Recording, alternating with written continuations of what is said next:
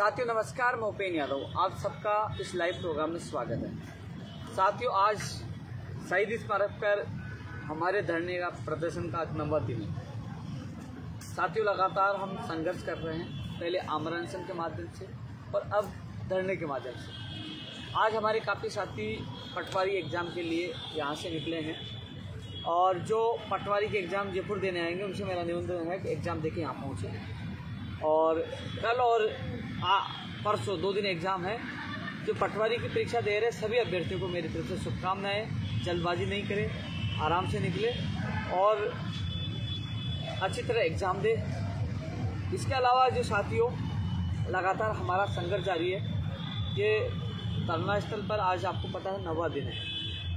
आज news 18 channel पर debate भी थी और भर्तियों संबंधित पटवारी और आगामी जो तमाम जो कानून सबको लेकर, हालांकि जो हमेशा जिस प्रकार डिबेट में जब मैं बोलता था, अभी इन दिनों क्या है कि थोड़ा सा बोलने में मुझे भी दिक्कत आ रही है कि उतने जोर से मैं नहीं बोल पा रहा, समय थोड़ा सा लगेगा। और साथियों, एक चीज़ मैं आपके बीच में जो लाइव आया हूँ, गाना बाद में चला भाई, है ना, जो आपके बीच में लाइव आया हूँ इसलिए आया हूँ कि हमारा मापड़ाव लगातार जारी है। जो विभिन्न जो भर्तियाँ हैं, जैसे प्रयोगशाला सहायक भर्ती है, जो आज शिक्षा विभाग की सीएमओ में स्पेशल सेक्रेटरी मैडम ने और जॉइंट सेक्रेटरी ने आज चिकित्सा विभाग के अधिकारी को मीटिंग ली है। करीब मैं सीएमओ में अब करीब 12 बजे बाद में गया था वहाँ उस समय, तो मेरी जब बात हुई थी कि उनकी मीटिंग ले ली है, जो सर्कुलेशन के माध्यम से कैबिनेट से प्रयोगशाला सहायक भर्ती का अनुमोदन करवाया जाएगा। इसके अलावा शिक्षक भर्ती 2012 में जब भी सुनवाई होगी तो वहाँ कॉल किया जाएगा, कोई ऑब्जेक्शन नहीं करेंगे। और इस संबंध में जब सोमवार या मंगलवार को एक बार कुलदीप ताका जी से और मीटिंग है। वहीं जो रीढ़ शिक्षक भर्ती 2018 की परीक्षा तिथि मिल चुकी है, 27 तारीख को सुनवाई है। एडवोकेट जनरल साहब तैयारी करेंगे। हमारा उद्देश्य यही है कि जल्द से जल्द इसी सुनवाई को फैसला हो जिससे ये भर्ती प्रक्रिया पूरी हो सके। वहीं फार्मासिस्ट भर्ती के लेकर मैंने आपको बता दिया था कि सरकार दोनों पक्षों का राहत देते इसमें एक बीच का रास्ता निकाल लिया, किसी के साथ नहीं हो, अन्याय नहीं हो। और इस संबंध में भी एक बार जो हमारी मीटिंग सोमवार या मंगलवार को कुलदीप काका जी से एक बार पुनः होगी। इसके अलावा जो हमारे धरना स्थल पर जो 14% वाले, जो हनुमान ढाका, केशव और देवेंद्र, ये 3 नौजवान साथी लगातार यहाँ डटे हुए हैं। साथियों, जो स्कूल व्याख्याता भर्ती के जो अभ्यर्थी हैं, मान लो कल डोटासरा जी का एक ट्वीट आया कि न्यायालय में विचाराधीन है, लेकिन न्यायालय से निकलवाना विचाराधीन है, सरकार का कहाँ सपोर्ट लेना, इस मामले को कैसे हल करवाना है और कैसे इस भर्ती प्रक्रिया को पूरी करवाना है, 600 निवासी परिवारों को राहत कैसे मिले, इसकी रणनीति हम लगातार बना रहे हैं। हमें जहाँ सरकार का सहयोग लेना है वहाँ भी लेंगे। निवेदन करेंगे कि जिस प्रकार अन्य भर्तियों में आपने राहत दी है और कल सुनवाई भी है, तो उसके लिए हर प्रकार की रणनीति हम कर रहे हैं। कई लोग कह रहे हैं कि विचाराधीन है कोर्ट में तो हमारा मामला खत्म हो गया। मामला खत्म नहीं है, अभी तक तो खेल शुरू हुआ है और उस खेल में जीत हमारी होगी। प्रयास पूरा कर रहे हैं। मैं धन्यवाद आज 3 योद्धाओं को देना चाहूँगा कि ये अंतिम क्षण तक लड़ रहे हैं। ये न डरे, न झुके, न भागे, न हताश हुए। ये कह रहे कि हम इस लड़ाई को लड़ेंगे। इन्होंने जो मुझे कहा मैंने मिलवाया और एक बार फिर मीटिंग में जो चीज़ जो रणनीति बनाई मैं सोशल मीडिया पे वायरल नहीं कर सकता हूँ। आप इन लोगों का साथ दो या न दो, लेकिन ये आप लोगों के लिए पूरी मेहनत कर रहे हैं, उनका मैं पूरा साथ दे रहा हूँ। सोमवार मंगलवार को जो मीटिंग होगी इनका प्रतिनिधि एक बार फिर शामिल होगा और जितनी कोशिश होगी कि इसको न्यायालय से निकाल कर और इसकी 600 निवासी परिवारों को राहत मिले, मैं पूरी मदद करूँगा और पूरी कोशिश रहेगी कि आपके सपने साकार हो। और कल का दिन मैं ये कहूँगा आपके लिए शुभ रहे। पूरी कोशिश, हर प्रकार से कोशिश करें, हर प्रकार से हम रणनीति बना रहे हैं। कुछ रणनीति डिस्क्लोज करने से कोई मतलब नहीं है, लेकिन ये जरूर कोशिश आप लोगों के लिए बेहतरीन हम कर रहे हैं। रही सारी भर्ती आगे होंगी या बैठे जो तो इस रीड 2018 बोल चुका ना भाई, 27 तारीख मिल चुकी है। इसके अलावा साथियों, टेक्निकल हेल्पर भर्ती के लिए कोशिश यही जारी है, दिवाली से पहले हो। मैंने पहले सुबह लाइव में बोला था, कोशिश कर रहा हूँ। उन्होंने कहा 10 नवंबर तक उसकी विज्ञप्ति जारी हो जाएगी, लेकिन मैं कोशिश कर रहा हूँ। दीपावली उसकी जीत करके मैं बैठा हुआ हूँ, कोशिश कर रहा हूँ। वहीं एक बड़ी जीत मेरी ये भी है कि 19,000 पदों पर जो first grade, second grade, PTI, प्रयोगशाला सहायक पुस्तकालय अध्यक्ष, इन सब की भर्तियों की विज्ञप्तियाँ जल्द से जल्द जारी। उनकी घोषणा है, मैं चाहता हूँ फर्स्ट ग्रेड की पहले एग्जाम हो, उसके बाद सेकंड ग्रेड की हो, कि कई लोग सेकंड ग्रेड के फर्स्ट ग्रेड में चयन के बाद सीट खाली करके चले जाते हैं, क्योंकि बार बार और रही बात इसमें कम से कम एग्जाम के बीच में 6 महीने का समय दिया जाए। जैसे RS भर्ती में जो समस्या आई वो समस्या इन भर्तियों में नहीं आई। तो इसकी घोषणा सरकार जल्द से जल्द करे, आने वाले वीक में करे, जल्द से जल्द करे। दीपावली का तोहफा प्रदेश के बेरोजगारों को दे, उनको दे। इसलिए PTI में जो फर्स्ट ग्रेड और सेकंड ग्रेड में, PTI फर्स्ट ग्रेड और सेकंड ग्रेड की लगातार मांग कर रहा हूँ, थर्ड ग्रेड की मांग कर रहा हूँ। PTI में थर्ड ग्रेड फर्स्ट ग्रेड की उनकी वैकेंसी की घोषणा हो, फर्स्ट ग्रेड की हो, उसमें जो 10,000 पदों पर जो है उसकी सेकंड ग्रेड 10,000 पदों पर 6,000 पे फर्स्ट ग्रेड है, नहीं PTI की हो। प्रयोगशाला सहायक के लिए भी लोग मांग करें, उसकी भर्ती निकाले, पुस्तकालय अध्यक्ष की भी निकाले। ये भर्तियों की घोषणा जैसे जैसे सरकार करे, पदों की घोषणा करे सरकार। इसके अलावा चिकित्सा विभाग में भर्तियाँ निकाले, जो रेडियोग्राफर है, लैब टेक्नीशियन है, नर्सिंग भर्ती है, OT टेक्नीशियन है, नेत्र सहायक है, दंत चिकित्सक, उनकी भी हम कोशिश करें। साथ ही साथ में जो रीट भर्ती 2021 और SI भर्ती की, आज भी मैंने डिबेट में आज मांग उठाई, जो न्यूज़ 18 डिबेट में गया था, आज भी लगातार यहाँ से मांग उठा रहा हूँ। लेकिन प्राथमिकता धरने पे उन लोगों को दे रहा हूँ, क्योंकि प्राथमिकता हकदार ये हैं। अब जो मीटिंग होगी दूसरे दौर की, सोमवार या मंगलवार को कुलदीप राका जी से मीटिंग हो सकती है, उसमें भी मैं प्रमुख तौर से रीट और SI की जो मांग रखूंगा कि भजनलाल क्यों नहीं पकड़ा गया, भजनलाल के तार किस किस से जुड़े हैं। बत्तीलाल पकड़ा गया, बत्तीलाल ने के बाद भजनलाल का नाम आया, कौन कौन किस किस के पास पेपर गया, इसमें कौन कौन, इसकी निष्पक्ष जल्द से जल्द जाँच करवाई जाए, और हो सके तो इसकी जाँच CBI को देना चाहिए, जिससे दूध का दूध और पानी का पानी हो जाए। SI भर्ती का पेपर बीकानेर से पा लिया है। तमाम चीज़ों को आज भी रख रहा हूँ और कल भी रखूँगा, जहाँ तक होगा मैं खुद ही कोशिश करूँगा। कुछ लोग गुमराह करते हैं सीधे, भैया यहाँ एक भी व्यक्ति नहीं, उसके बावजूद भी कम से कम मैं आप लोगों की आवाज़ उठा रहा हूँ, आप लोगों की मांग कर रहा हूँ कि निष्पक्ष जांच हो, दोषी जेल के अंदर हो और मेरी युवा साथी को न्याय मिले। लगातार आज भी उठा रहा हूँ और कल भी। साथियों, इसके अलावा एक चीज़ और मैं बता दूँ, सख्त कानून में फर्जी डिग्री, डिप्लोमा और फर्जी दिव्यांग सर्टिफिकेट, इसको शामिल करने के लिए सहमति बनी थी, मैंने आप लोगों को बता दिया। लेकिन ये अध्यादेश जल्द से जल्द इस शीतकालीन सत्र में ही लाया जाए। एक बात सुन लेना, मैं मान क्या कर रहा हूँ, शीतकालीन जो सत्र आने वाला है उसमें ये अध्यादेश जल्द से जल्द लाया जाए, जिससे, क्योंकि अब पटवारी निकल जाएगी, RS भर्ती से पहले ये लागू होना चाहिए, जिससे अपराधियों में डर हो। ये अध्यादेश जल्द से जल्द लाया जाए और इनका भी संशोधित आदेश निकले कि इनको भी शामिल के लिए, हालांकि सहमति होगी, इनको शामिल किया जाएगा। फर्जी डिग्री, डिप्लोमा और दिव्यांग जो फर्जी सर्टिफिकेट आते हैं उनको इस गैर जमानती कानून के दायरे में शामिल किया। लेकिन इसकी जल्द से जल्द कीजिए। आज खबर अच्छी लगी थी, मैंने भी स्टेटमेंट दिया था, मैनिफेस्टो में खबर लगी थी, तो कम से कम इसका अध्यादेश जल्द से जल्द जारी हो।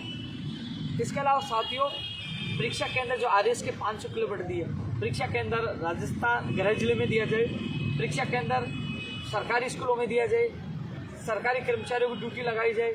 रीट में भी मैंने कहा था शिक्षा मंत्री डोटासरा जी को कि पात्रता परीक्षा और प्लस शिक्षक भर्ती करा दीजिए।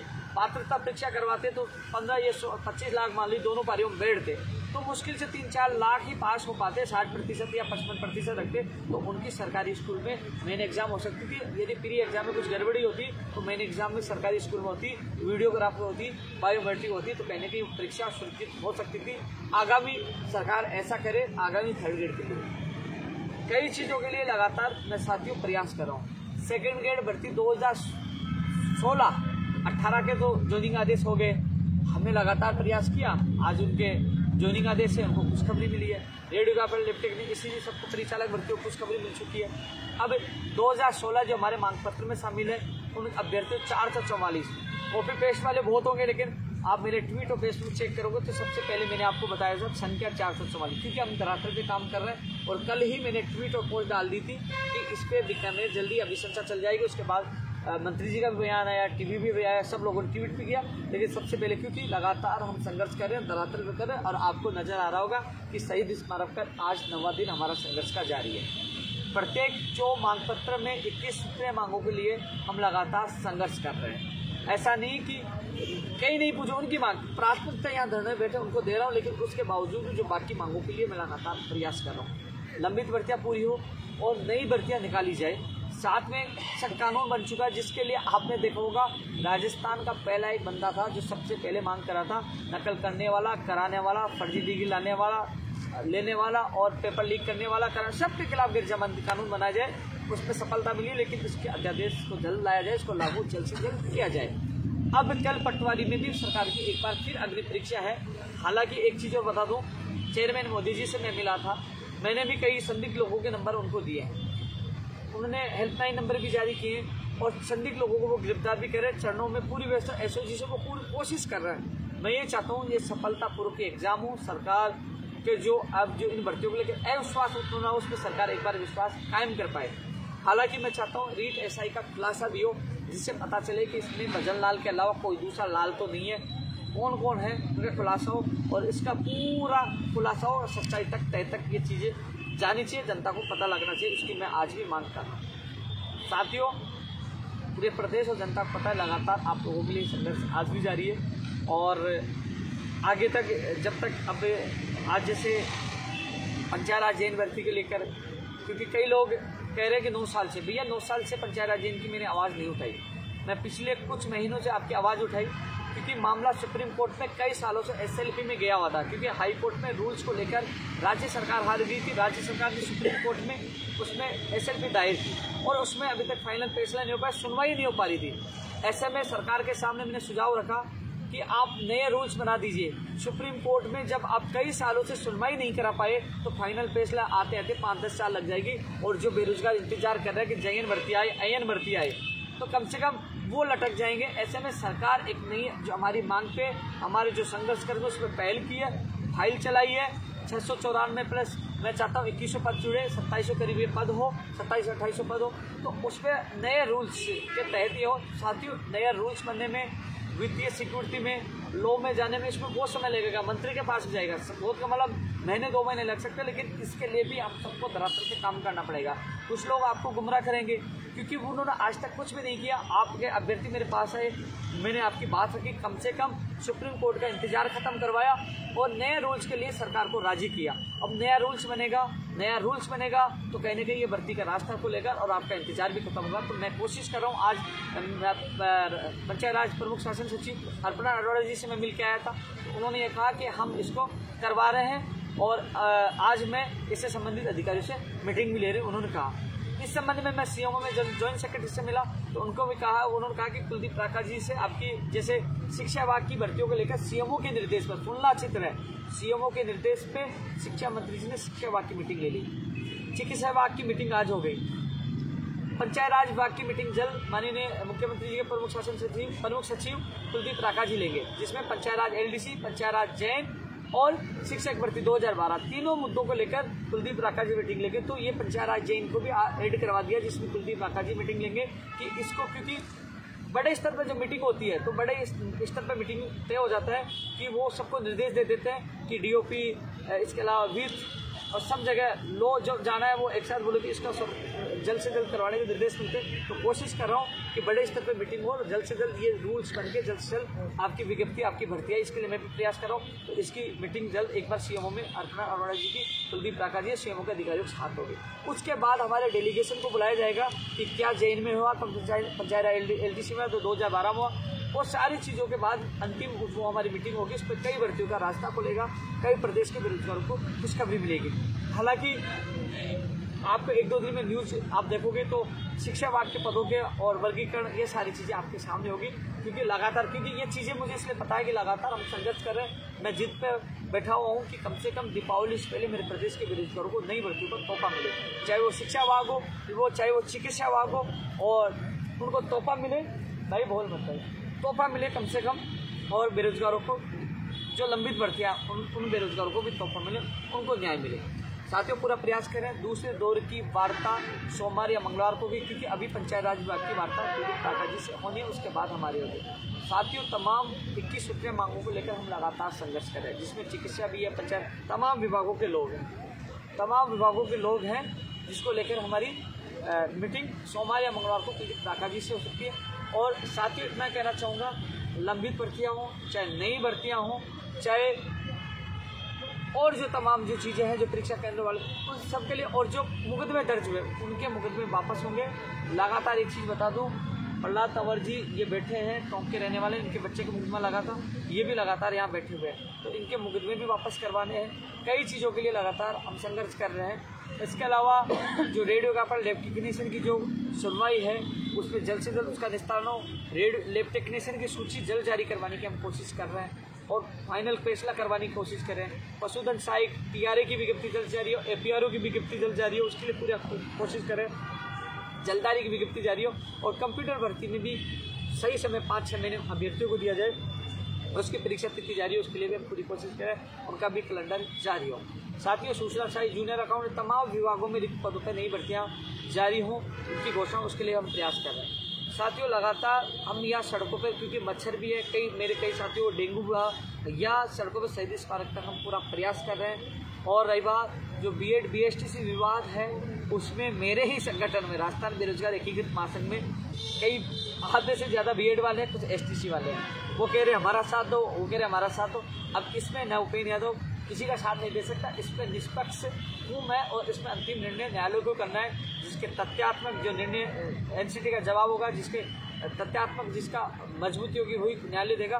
लेकिन ये जरूर कह सकता हूँ, जो भी निर्णय होगा ऐसा नहीं कि 5 आदमियों के लिए आ गया, आएगा बिठाया जाएगा तो सबको बिठाया जाएगा, नहीं बिठाया जाएगा तो सबको नहीं बिठाया जाएगा। इसलिए कई लोगों को भ्रमित है कि मैं भी याचिका लगाऊँ नहीं लगाऊँ। कई ऐसे भी व्यक्ति हैं जो पारिवारिक आर्थिक स्थिति उनकी कमज़ोर है, वो याचिका नहीं लगा सकते हैं। ऐसे में यही है कि फैसला आएगा तो सबके हित में आएगा, अन्यथा किसी के हित में आएगा, वो न्यायालय करना है। और उसमें मेरा कोई रोल नहीं है, क्योंकि अब इसमें सरकार आपके BEd के एडवोकेट और BST उनका ही है।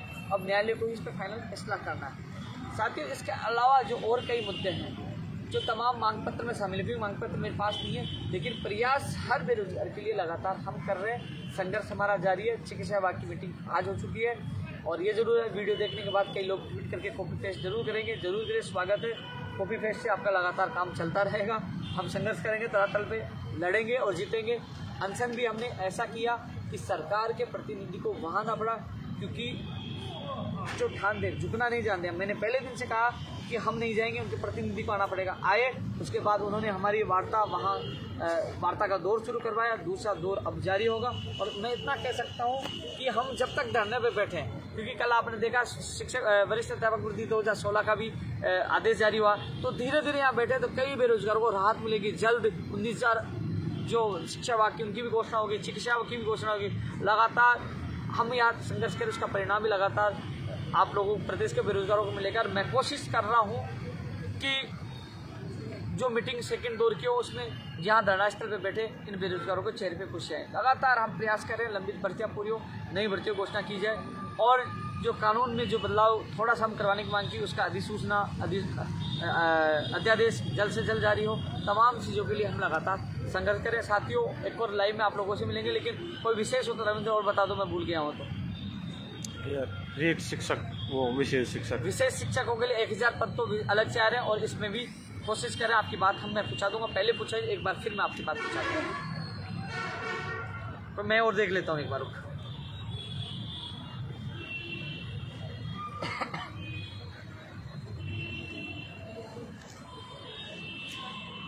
पहले वाली ऊर्जा नहीं रही बोलने की, थक जाता हूँ, गला अब सूख गया। अभी वो कमजोरी तो है, कई बार मुझे चक्कर भी आते हैं। वो आज डिबेट में गया, इतना जोर से बोल भी नहीं पाया, एहसास तो हो रहा है कमजोरी का यार। लेकिन फिर भी डॉक्टर ने मुझे सलाह दी आराम करने की। लेकिन लगातार मैं कभी सचिवालय, कभी CMO, कभी शहीद स्मारक, लगातार प्रयास में मेरा फर्ज इतना निभा रहा हूँ, जितना हो रहा है मैं कर रहा हूँ।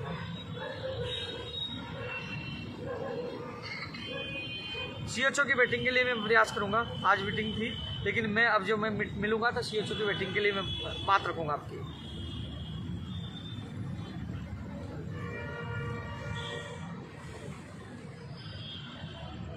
दो 2013 मैनेजमेंट कैडर की वार्ड बॉय, हाँ, वो भी मैं एक बार याद दिलाऊंगा कि वास्तव में ये आए। कमेंट रखे।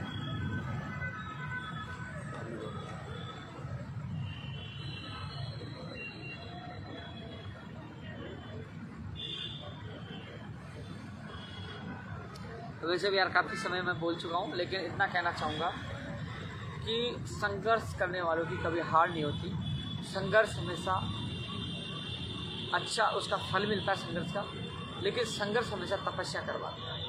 मुझे पता है कि कई बार परिस्थितियाँ ऐसा होती है कि माहौल ऐसा बनता है, लेकिन ईमानदार और या सच्चा इंसान होगा उसकी हमेशा जीत होती है।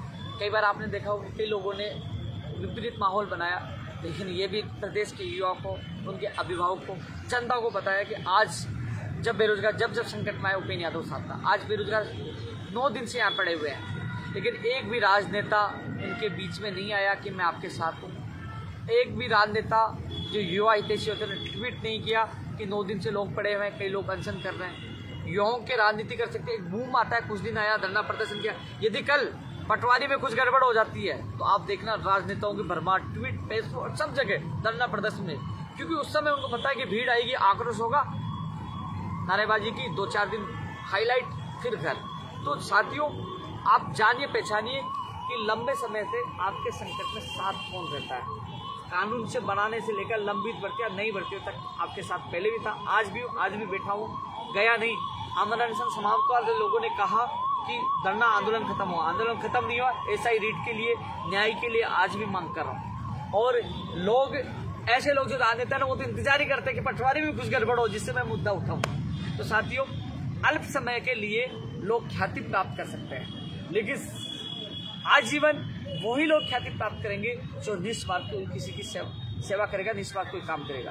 हालांकि आपको पता है कि धीरे धीरे पूरे प्रदेश की जनता के सामने सच्चाई आ रही है कि आज आप बता दीजिए, अलग अलग भर्तियों को लेकर यहाँ बैठे हुए 9 दिन तक आज वो क्यों नहीं आए। वो बेरोजगार हितैषी होते, ट्वीट करते, वीडियो डालते, मीडिया में बयान देते, आज तक उनका बयान क्यों नहीं आया। बयान भी आना चाहिए, ट्वीट भी करना चाहिए, समर्थन करना चाहिए कि युवा अनशन बैठे, वहाँ मशरूम बैठे, धूप में पहले दिन बैठे रहे, किसी का बयान नहीं आया। इससे सिद्ध क्या होता आप देख लीजिए, क्योंकि युवाओं के नाम पे राजनीति करना आसान है, लेकिन युवाओं का साथ देना आसान नहीं है।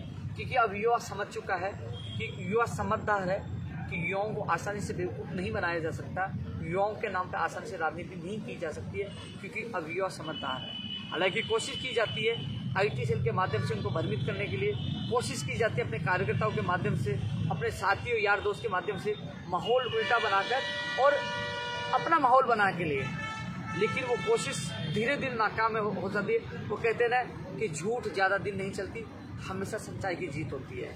गाँव में कहावत है, आंधड़ा का पानी ज़्यादा दूर नहीं चलता, तो वो चीज़ है, सच्चाई सबके सामने आती है। आज दमा दिन है, इनके बीच में हूँ, और जब जब मेरा बेरोजगार संकट में होगा इनके साथ रहूँगा। वार्ता का दौर शुरू है, वार्ता का दौर फिर होगा, और कुछ न कुछ अभी तक ले चुके हैं। कानून हमने बनवा दिया, घोषणा हमने कई भर्तियों करवा दी, और आने वाले समय में कुछ लेके जाएंगे। एक चीज़ और ध्यान रखना, अब मैंने खुला मोर्चा खोला है, थोड़े दिन बाद यही लोग कहेंगे ये मैं बीजेपी का कार्य करता हूँ। मुझे बीजेपी का कहे, कांग्रेस का कहे, RLP का कहे, किसका भी कहे, मुझे कोई फर्क नहीं पड़ता। मैं मेरे बेरोजगारों का आज था, कल था, और जब तक मैं इस संगठन में हूँ हमेशा रहूँगा, क्योंकि मैं सच के लिए लड़ाई लड़ता हूँ और लड़ता रहूँगा। जय हिंद, जय भारत।